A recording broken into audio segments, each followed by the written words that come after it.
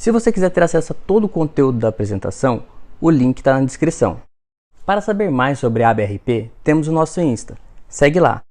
Se inscreva, curta e compartilhe. Estabilidade, mas não necessariamente a gente precisa dizer que elas são bipolares, se elas vão apresentarem todos os critérios. Então, se a gente for pensar em termos de características mais tradicionais do diagnóstico do transtorno bipolar, e qual que é a relação disso com a doença unipolar, esse estudo aqui, que foi o estudo Bridge, foi um estudo muito importante nesse sentido. Ele já está com 10 anos que ele foi publicado praticamente, e como é que ele viu? Ele avaliou pessoas que vinham para tratamento com clínicos e com psiquiatras por um diagnóstico de transtorno depressivo maior.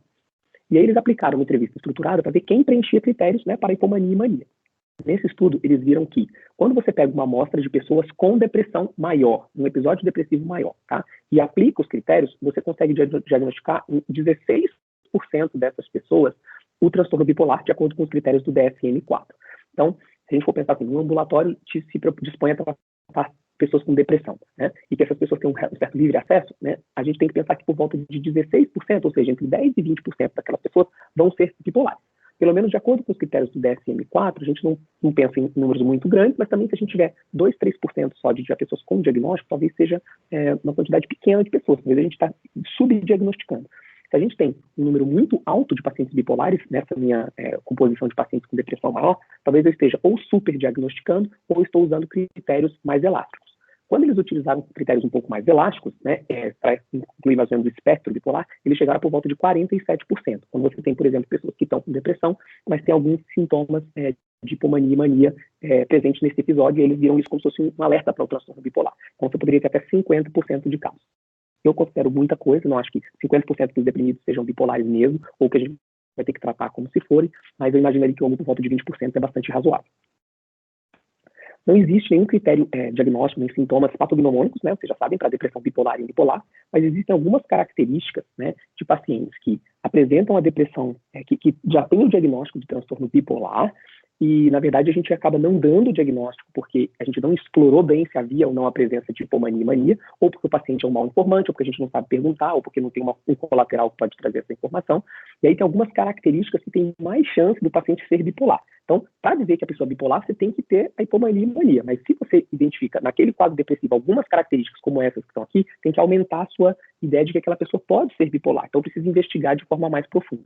Quais são essas características? Então, uso de álcool, né, é bastante importante, particularmente história familiar de uso de álcool e de transtorno bipolar, doença de início mais precoce, por volta ali dos 20, 25 anos, o início abrupto dos episódios, então a pessoa começa e melhora daquela depressão de forma mais abrupta, comorbidade com déficit de atenção, episódios mais curtos, menos do que 6 meses, não tão duradouros. Então a depressão bipolar, às vezes, ela tem um curso autolimitado, a pessoa deprime, depois ela melhora um pouco, depois de um tempo, mas isso é altamente recorrente, levando a, por exemplo, um número alto de episódios depressivos prévios. Então, você pergunta, a pessoa tem 20 episódios, né? Isso chama bastante atenção para um quadro bipolar.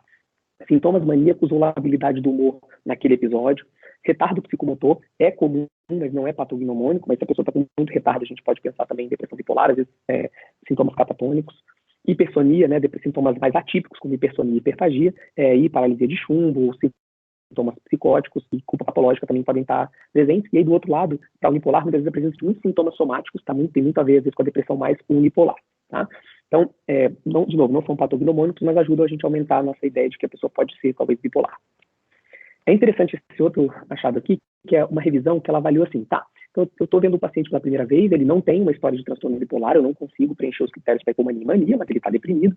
Qual é a taxa de conversão para transtorno bipolar? Ou seja, ele agora não tem transtorno bipolar, porque ele só tem um episódio depressivo, mas ele pode vir a apresentar ao longo dos próximos anos um episódio de hipomania e mania, correto? Então, qual que é a taxa de conversão dessa pessoa? Qual é o risco de alguém que teve um episódio depressivo se tornar bipolar ao longo do tempo? Eles fizeram essa meta-análise e avaliaram que a taxa de conversão ela tende a ser muito maior nos primeiros anos, tá? Então, se você for pensar aqui, a taxa de conversão anual no primeiro ano é por volta de 3 a 4%, depois vai reduzindo um pouco, principalmente nos primeiros 2 anos, a taxa anual é entre 4% e 3%. Ou seja, em 2 anos, 7% dos pacientes que tinham um diagnóstico de transtorno depressivo maior, de um episódio depressivo maior, passam a apresentar hipomania e mania e mudam o diagnóstico, tá? Então, no primeiro ano, 4%, no segundo ano, 3%, entre o ano 2 e 5, somente 1%, entre o ano 5 e 10, somente 1%. A taxa cumulativa deles é por volta de 14%, ou seja, se você acompanha pessoas que hoje têm transtorno depressivo maior, episódio depressivo maior, né, por 10 anos, em geral, 14% delas vão apresentar transtorno bipolar em 10 anos.